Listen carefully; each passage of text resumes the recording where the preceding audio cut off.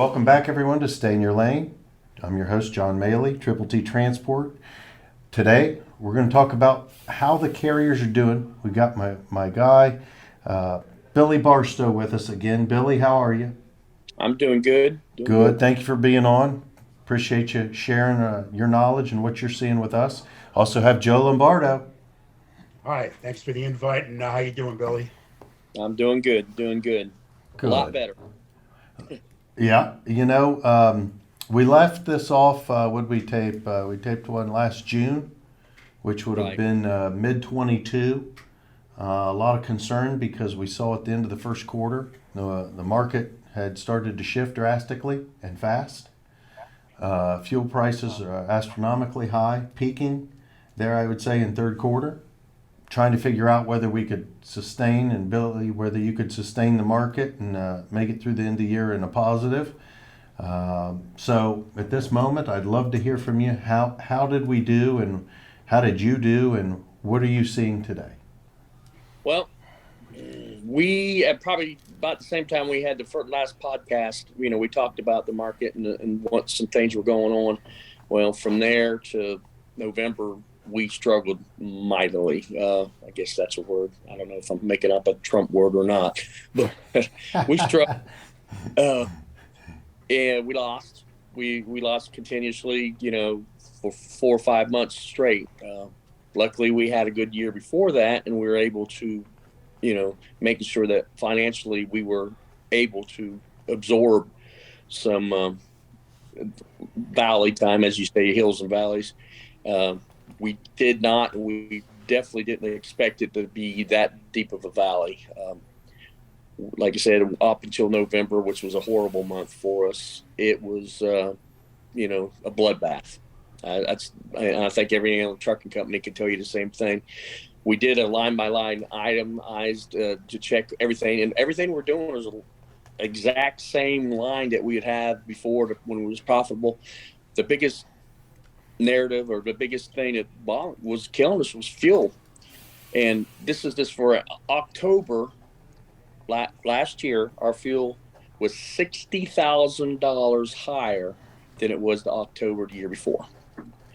So if you clearance, let's just say 30,000, now you're losing 30,000, and you can only do that for so long before you got to start looking for some help or some lifelines, or even closing the doors. And we were still in good shape for another probably 3 or 4 months, but man, if it stayed that way, I don't think we could have made it. So you had 4 to 5 months that went into the red, and you came back into the black December, and looks like you hopefully will be in the black in January. Yeah, looks like both of these months will be not groundbreaking by no means, but definitely the right direction. It's better. Me and my partner haven't pulled a paycheck in like 8 months, brought any money into our households. When in fact, we put money back into the business to keep it running smoothly. So it was nice to see a little bit of a raise. Yeah. Well, and for our viewers that aren't familiar with you, I'll give them a little background. Billy's been doing this a long time. Uh, you understand the peaks and valleys, and when things are good, you put it away for when things aren't going to be good. You turn your equipment every 4 to 5 years. We talked about it on the last call that price of what you were paying, you weren't going to find out till right up until when the equipment got there, and the increases in equipment were staggering. The availability of equipment was a big issue. Well, that's one thing that's gone up. Definitely staggering. I can remember. Just seems like yesterday was paying 150, 100. Between 150, 160,000 for a dressed up 579 Peterbilt. We bought four last year or five last year at 199,000 to 200,000, and there's one just came in for us that we rotate our stock, our trucks. They're talking 230. Now we ain't gonna pay that, and they know that, but that's what they first came out with. So hopefully we get it dropped down pretty good. But that's just crazy numbers. Hmm. Almost Mm-mm-mm. $1,000, within 2 3 years. Do you run all Pete's, Billy? Or do you run anything else? All Pete, except I have one Volvo. I have a driver who's been with me ever since I've been running trucking, and I let him go pick out his truck. So I have all Pete's, one Volvo. Okay. Now, is your equipment aerodynamic or is it the long nose square? No, I've gone completely away from the 389. I still have three of them left. In fact, the one coming up this month is the one we're turning. I'm gonna pay off the balloon and I'm gonna turn around and sell it. 18 speed, the big pretty trucks that we're all grown up and wishing we had. They're just it ain't the way to go now. I'm doing 579s with the automatic transmissions. Oh, now does the automatic help the drivers? Yeah. Does that bring drivers? Well, I don't know if it brings drivers, and it does. It's such a truck drivers are such a weird breed. You tell them, okay, we got a new truck, and they're excited. You tell them it's automatic. I ain't driving no automatic. I've been driving, and it's you kind of get that defensive first thing you hear from 'em. But most of them, when you get them in there and they start driving it, and they figure out how much easier it is.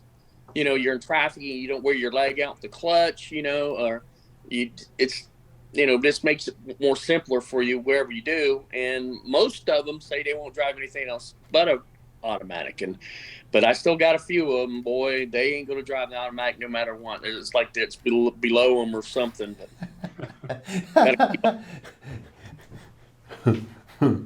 Well, I just wondered, are you seeing the same lead time where we were seeing 9 months on a trailer and a year on a truck? no. That's shortened up? Yeah, but I can't tell you for sure on the lead times because I look at my, I want to stay at this size. So I've got 5 trucks running out of their lease this year. So I ordered 5 trucks to replace them and try to spread them out so when one of that truck's turned in, basically I could drive out another one. We're at that case right now. I'm buying the 389. I'm going to resell it because the resale value is really good on it right now, but they're not really making them like they used to. And then I got a brand new 579 sitting over at Peterbilt, just waiting for me to get this taken care of. With fuel coming off a little bit, fuel's still high in the 450 range.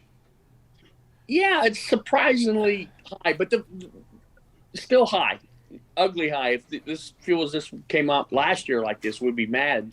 But high as it was down, there's almost some relief. But I will tell you the rates have come up. Not a lot, but enough where the fuel going down, the rates come up, we can survive. Now, if any one of them go either way real quick, then, we might be back in shape we are in. But right now, that's what we're looking at. Now, you've been doing this a really long time, Billy. Just so have I. So's Joe. How many of these cycles have you been through, and have you seen anything this volatile? No. 2019, it was rough, but it was like a 3-month time. They called that the bloodbath or whatever, trucking bloodbath or whatever. It was rough, and we struggled a little bit, but this is just sustained, and it's out of our control. It's not. It's just the fuel prices. There's nothing we can do about it. No one's going to listen to us.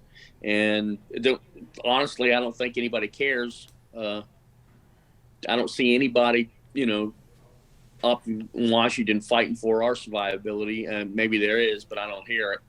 So it's really frustrating because you can do everything you possibly could do, in which we did, to make ourselves better. You just cannot control fuel prices. Billy, do you do anything with alternative fuels like biodiesel or anything like that? No, I don't really understand all that stuff, and getting into the equipment, you're always taking a risk because you don't know if they're as available different places that the regular diesel is, and I try to keep ourselves pretty much, continental 50 states, although I don't like Washington, Idaho, Oregon, and stuff like that.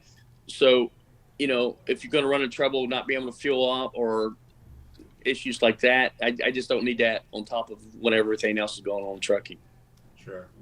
So if you were running regionally and not, the 48 contiguous, if you were running more regionally and you knew you had that available, would that bring a value? Yeah. I mean, you'd have to do your homework. Right. find out where you're running regionally and where you can get it and be able to set yourself up, which wouldn't be real hard logistically, keep. But I haven't really, looked into it because, quite frankly, it's not an alternative for me as of right now.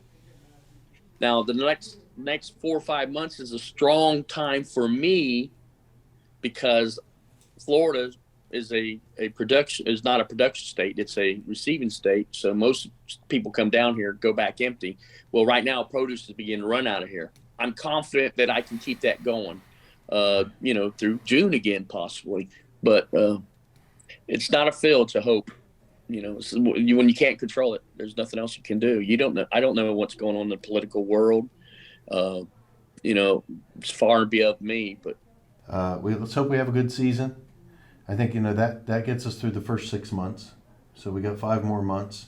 Hopefully it continues to be positive and a good thing from a southeast perspective. I think that third quarter is going to be our difficult time. yes, yeah. I think third quarter is going to be the tough time. And you work real hard trying to set up yourself. Right now, I'm already trying to set myself up for the third quarter. Just try to get everything, customers in line that are not controlled by weather. One thing you learn in trucking in Florida, if you do your homework and you can do everything right, you can go out of Florida in the summertime with cheap freight. And it's going to come back in the other way because nobody wants to come to Florida. So all of a sudden your Florida goes up. Now that's the way it's been for the last 20 years. Freight out of Florida is really bad, and then so no one wants to come here, so they pay more to get here. So then you make your profit on your inbound, you divide it out, you're still averaging the same thing, and it goes the other way around, of course. It flips. What I try to do is set up myself with these customers now who need me. They need the trucks, they need me. I try to say, hey, okay, look, we're going to do this, but when it's summertime, let's do this, and usually that's worked for me for the most part, but that's what I'm working on again. Hopefully we can get some customers that, are sustainable through the summertime, and, the inbound freight will be where our money's at. So what you're doing is you're going out and saying, you know what, I'm going to avoid the peak of the spring, and you're gonna help me get out of there in the third quarter and in the fourth quarter, and we'll generate that revenue going down when there is nothing coming out. With some of my customers, I say, look, I'm not going to jump through the roof charging you freight when you need me. So, when you turn around, you have to jump through. I have to jump through for you. Why don't we just make it even, and we'll go through the year that way, and we know where we're at now. And I have some customers that I am set up with, and I'm confident. That's good. That's how we do it. A lot of back scratching going on. Right. Yep. Yep. Joe, you got any questions? Yeah, just Billy, what percent of your business is food or food related? 90%. Not refrigerated or? Yeah, I'd say 80% of the stuff I carry around is refrigerated. 20%, we put dry stuff on a refrigerator. Sure. Triple T is our, probably when it comes to broker size, is definitely our biggest customer. And we help them, they help us. It's been a great relationship. I cannot say out of every broker I ever dealt with, Lord, I've dealt with a bunch. Triple T is the most professional people from top to bottom. And, we can talk without even talking now. Well, I just go in there, tell them this, and they know what I'm saying. I know what they're saying. Half the time we don't even talk rates. I just tell them, they send it to me and they pay me, I can see what they're paying me is fair. So, and we do a lot of frozen food. Billy, you're a class act. Your drivers pick up on time. They deliver on time. They communicate well. We communicate well. I mean, this has been a good relationship for us too. So, but you can keep saying all the great things about Triple T. I'll sit here and listen. I like Triple T. All right. Well, hey, as always, thanks for being on. Love having you, Billy. Want to touch base next quarter? Yeah, anytime. Thank you. Bye-bye.